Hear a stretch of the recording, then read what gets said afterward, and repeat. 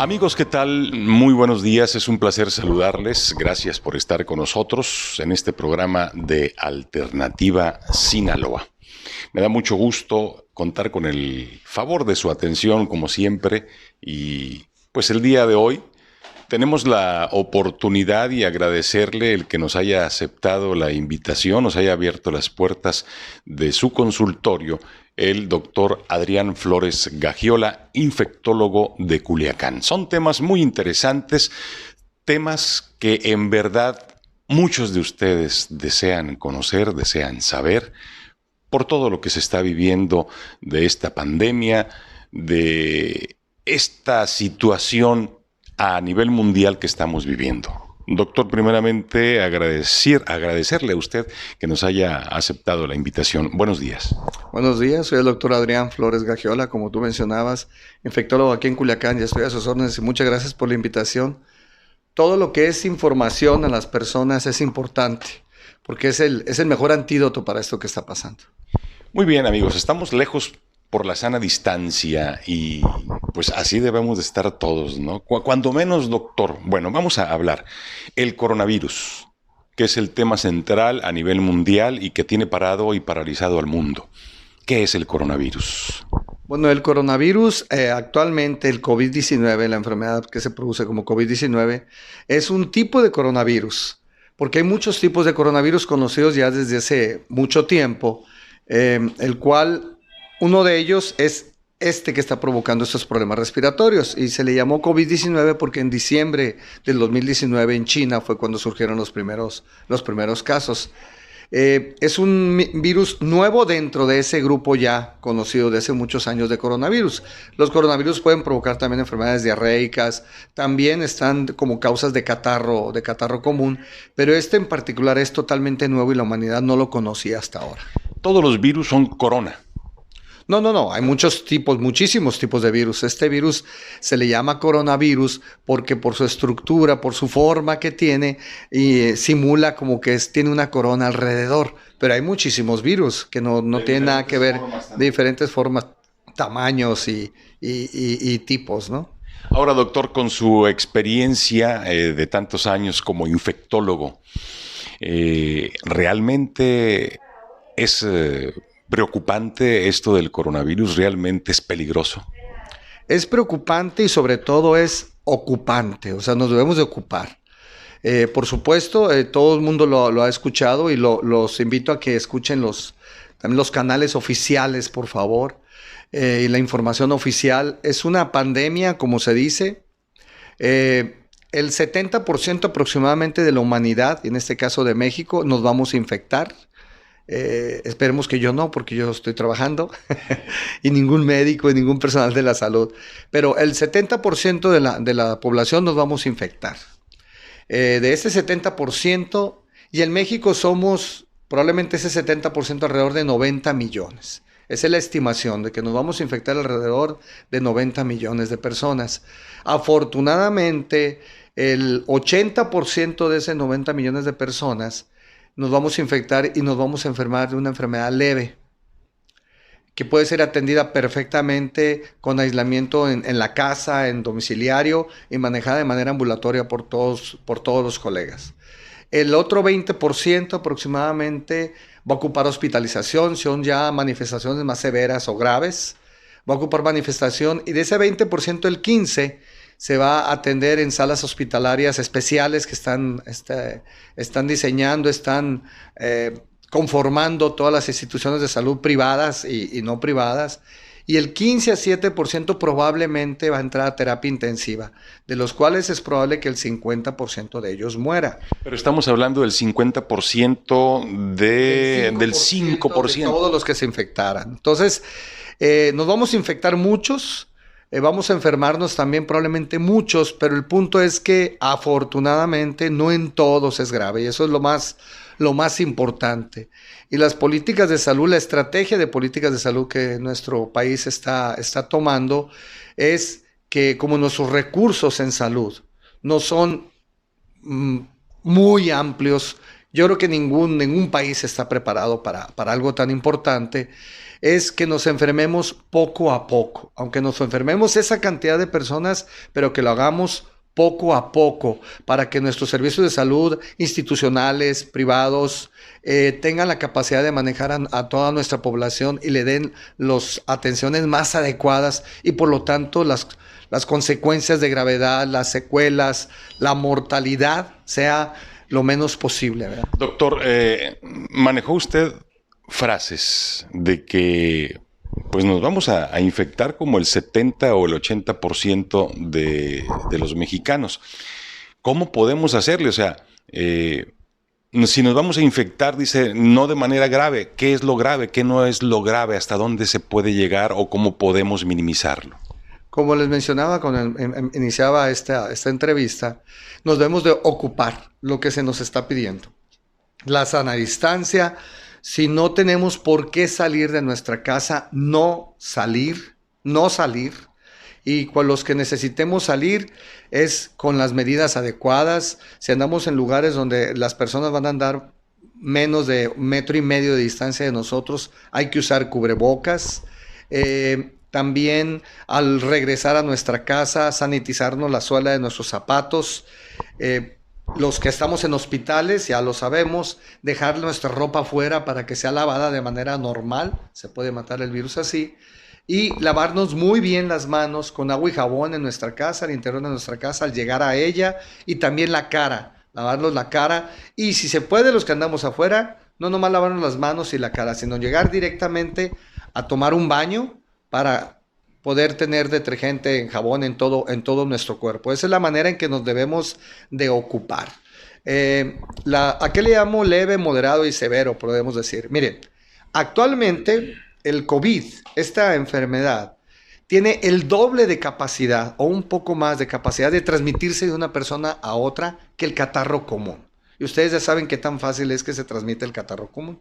El COVID tiene el doble de capacidad. Por lo tanto, en la actualidad, prácticamente toda persona que tenga algún dato clínico de que respiratorio, lo que antes pensábamos que solo era una infección de oído, lo que antes pensábamos que solo era un catarro, lo que antes pensábamos que era una bronquitis, un aumento o incremento, recaída de un asma, de un enfisema, todo dato respiratorio que bien señalado está. 3 puntos importantes. 2 de estos 3 que les voy a mencionar se puede ya sospechar de COVID. Dolor de cabeza, tos seca y fiebre. Si tenemos 2 de esos, se puede sospechar en COVID.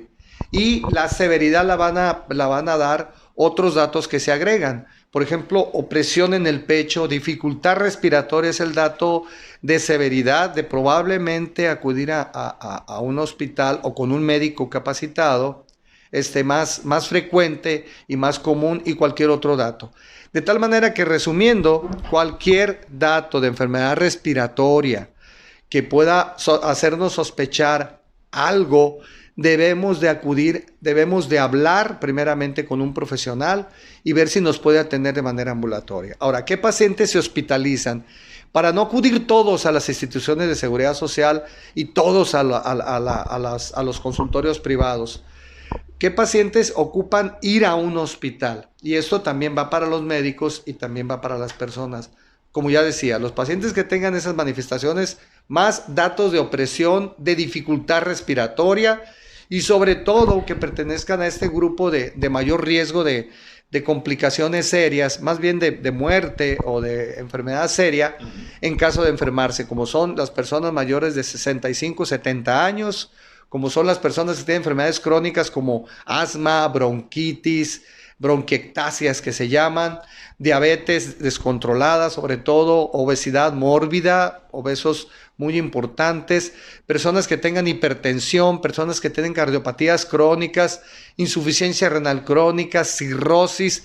Todas esas personas, si presentan manifestaciones compatibles con algo respiratorio y además presentan problemas de opresión o sensación de falta de aire, deben de hablar con su médico o acudir prestamente a las instituciones de salud públicas o privadas. Muy bien, estamos hablando con el doctor Adrián Flores Gagiola, infectólogo de muchos años aquí en Culiacán. Vamos a ir a un corte de estación, pero antes de irnos al corte de estación, doctor, con un simple dolor de cabeza la gente no se debe de asustar. No, ni tampoco con una fiebre, porque siguen existiendo, permítame, siguen existiendo otras enfermedades como infección de la orina, como una infección intestinal, que pueden acompañar eso. Pero todo signo respiratorio, como usted dice, con gripa, sí hay que hablar con su médico para que él decida si es un posible riesgo o no. Ahorita, en la actualidad, cualquier tipo de manifestación respiratoria, aunque pensamos que sea sencilla, hay que consultarla con el médico. Pero fiebre solamente, pues no, porque cualquier infección puede dar eso. Un dolor de cabeza, pues no, porque cualquier situación nos puede dar eso. Yo les mencionaba 2 criterios de 3. Los 3, insisto, son fiebre, dolor de cabeza y tos seca.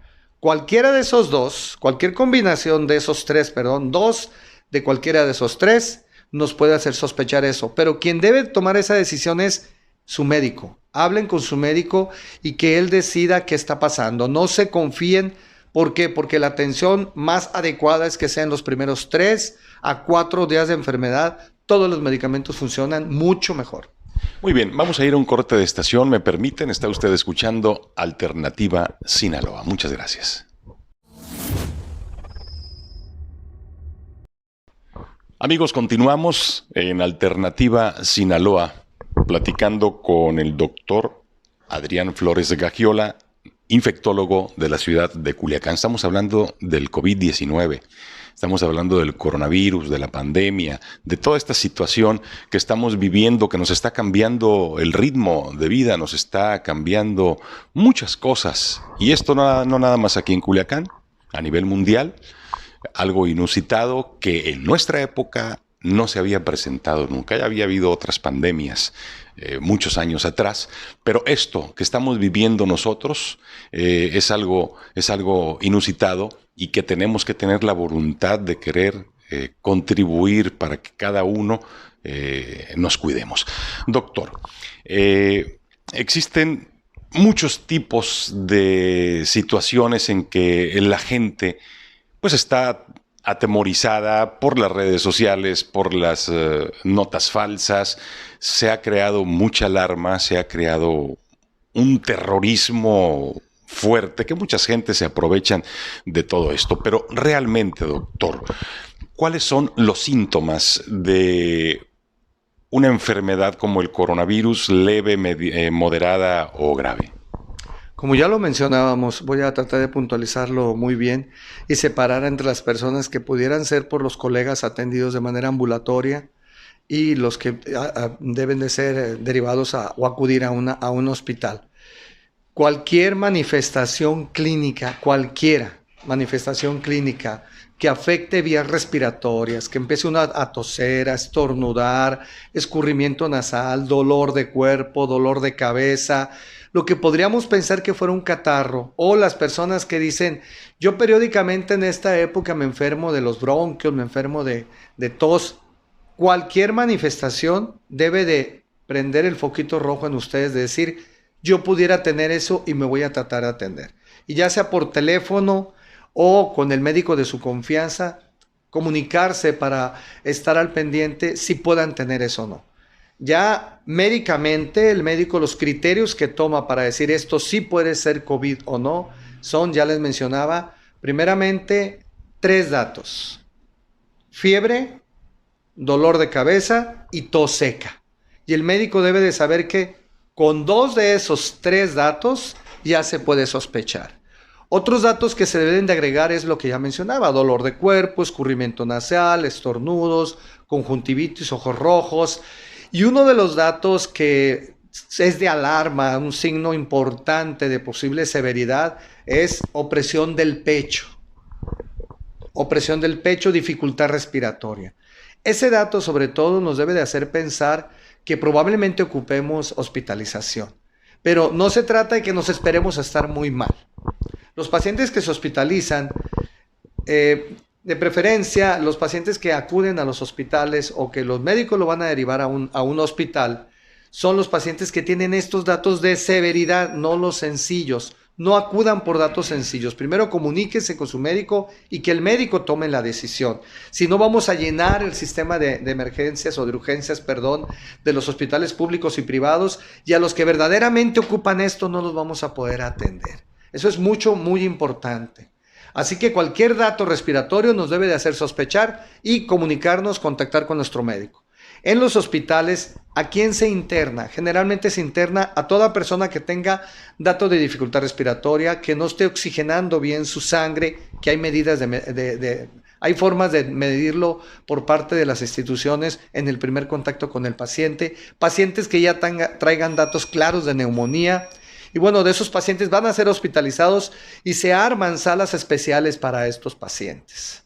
De esos pacientes, un porcentaje pequeño que ya mencionábamos, puede necesitar atención de terapia intensiva. Por eso es muy importante que derivemos a los pacientes y que atendamos a los pacientes en los hospitales solo los que tienen datos de gravedad. Todos los colegas deben de estar capacitados y tienen que estar capacitados para manejar personas enfermas con manifestaciones leves en su casa. Y acuerden que en domicilio, en su casa, debe haber un aislamiento también del resto de los familiares. Que más adelante podemos hablar cómo sería ese aislamiento. Esto es muy importante. ¿Por qué? Por 3 razones principalmente. Nos vamos a enfermar o infectar muchos. No tenemos tratamiento específico que cure, que mate el virus totalmente poblado. Hay algunas cosas que se tratan de hacer, pero no tenemos un antiviral contra ese virus y no tenemos vacuna y no contamos con ella. Por eso tenemos que organizar muy bien, por así decir, y darle las atenciones debidas de hospital a los que realmente lo necesitan. Y a los que no, que ojalá sea alguno de ustedes que me está escuchando, que sería la gran mayoría, sean manejados en su casa de manera ambulatoria, responsablemente, con aislamiento domiciliario de 14 días. 14 días es lo recomendable. ¿Qué pasa si no atendemos a tiempo cuando tenemos estos síntomas? Sí, lo mencionábamos también con anterioridad, que la idea es que no nos esperemos a ponernos más enfermos. La idea es que en cuanto yo tenga el primer día mis manifestaciones, lo ideal es ser atendidos en los primeros 3, máximo 4 días, porque los medicamentos que se manejan hacen mucho mejor efecto en ese momento. Entonces, no esperarme a que me ponga yo muy mal para entonces acudir, porque probablemente pudiera ser tarde. Entonces, la idea es que en cuanto tengamos los primeros síntomas, entrar en contacto telefónico, mensaje, como ustedes quieran, con su médico de confianza, para que reciban una atención y no lleguen a un problema mucho más serio y no saturemos los servicios de salud de urgencias, ¿verdad? Estamos hablando con el doctor Adrián Flores Gagiola, infectólogo. Doctor, medicamentos, el medicarse antes de tener un síntoma, antes de tener la enfermedad, esto provoca también que en muchos lados se agoten los medicamentos. ¿Qué consejos le podemos dar a la gente? Sí, miren, es muy importante. No hay que olvidarnos que esto es una situación de toda la humanidad, de todos los ciudadanos. No porque yo me cuide a mí mismo, ya el problema no va a llegar a mi hogar, a mis seres queridos. Tenemos que ser responsables. No hay medicamentos preventivos de esto.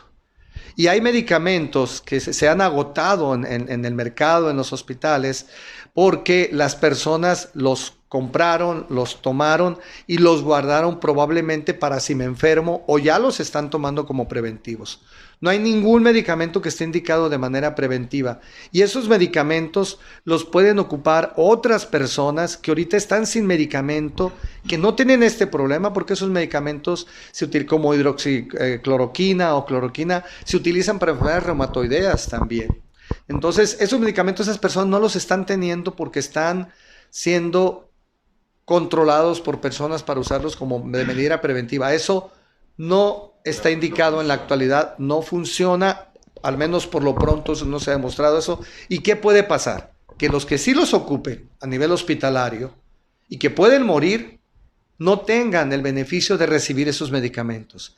Y esas personas pudieron haber infectado a otros y tarde o temprano ese ciclo nos puede llegar a los nuestros solo porque yo acaparé un medicamento. Entonces la invitación, de veras, en serio, es no acaparar medicamentos y si los tienen, donarlos a nivel hospitalario para que los reciban las personas que realmente los ocupan y que pudiera ser, no lo sé, pero pudiera ser la diferencia entre la vida o la muerte para ese porcentaje pequeño de la gran cantidad de personas que se van a enfermar, que pueden llegar a morir. Hay que tener esa conciencia de ser humano, de ciudadano, que de esa manera podríamos apoyar. Si tuvimos la oportunidad de tener ese medicamento y resguardarlo, por favor, de manera responsable, donarlo a los hospitales para que se manejen en unidades de cuidados intensivas o en pacientes que están severamente enfermos en las instituciones de salud.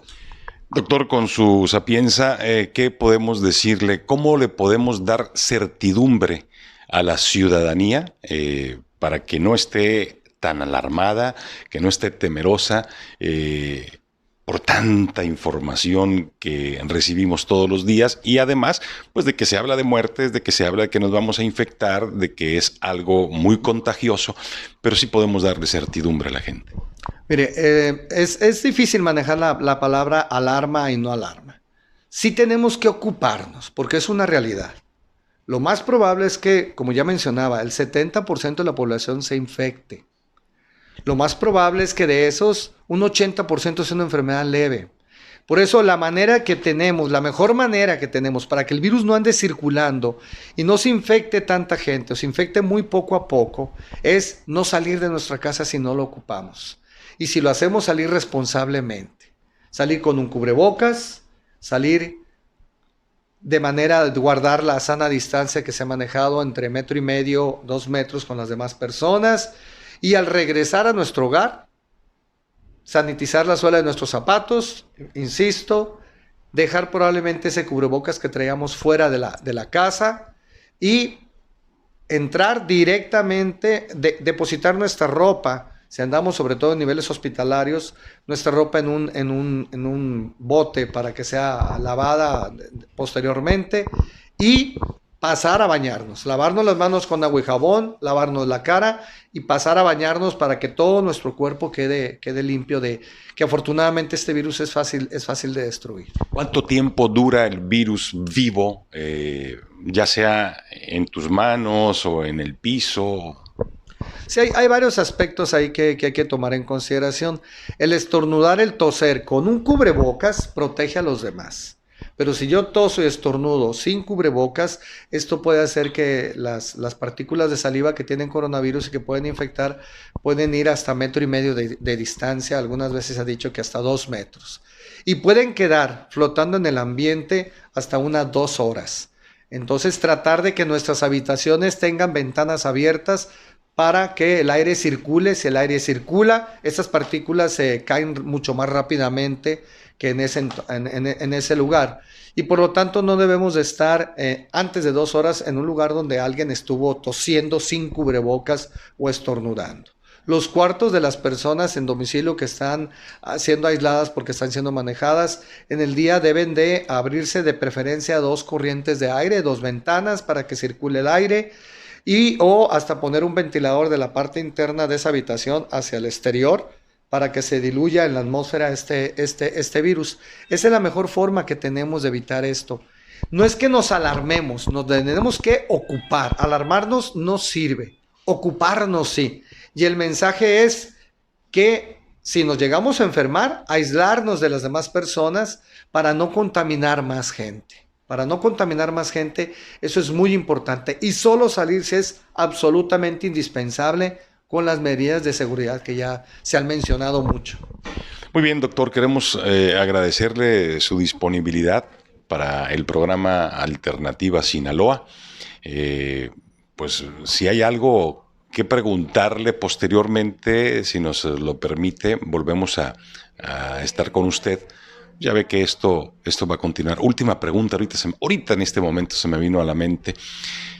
¿Cuánto tiempo, si nosotros seguimos las medidas preventivas, higiénicas y de seguridad del COVID-19, cuánto tiempo esto se le podría dar ya una certidumbre al mundo? ¿Cuánto tiempo se va a prolongar en México? Porque es una estrategia diferente a las de otros países que se tomó. En otros países se han infectado de manera muy rápida muchos y para tratar de que sea menor tiempo el que esté como en China el problema. Nosotros no podemos darnos ese lujo porque no tenemos esas capacidades de atención. De hecho, a ellos también los rebasó en su momento. ¿Cuánto tiempo se va a prolongar esto? Sinceramente les puedo decir que yo no soy una autoridad para decirles con certeza esa situación. Sin embargo, a título personal, como infectólogo que soy y lo que hemos leído, creo que eso se podría prolongar hasta julio, agosto, septiembre, probablemente este tipo de medidas, y por eso tenemos que estar escuchando de manera importante a nuestras autoridades cuáles son las diferentes estrategias para que también el impacto económico no sea grave. Yo estoy seguro que nuestras autoridades van a tomar ciertas estrategias económicas, de trabajo, de apoyos, para que el impacto no sea tan fuerte. Es hora de confiar, de veras, población en general, es hora de confiar en que esto va a suceder. No ganamos nada dudando de eso, y lo que sí es muy importante, de ocuparnos. Cada quien que haga su labor pensando en uno mismo, en sus más allegados, sobre todo en sus viejos, pero saber que si no lo hacemos, esto da la vuelta, puede afectar a más ciudadanos y tarde o temprano nos puede llegar a nosotros. Con esa conciencia, trabajar. Como dicen, ahorita separados, pero siempre unidos. Es un eslogan que me gusta. Muchas gracias, doctor Adrián Flores Gagiola, infectólogo. Gracias, amigos de Alternativa Sinaloa, por haber estado con nosotros. Que tenga el mejor de los días.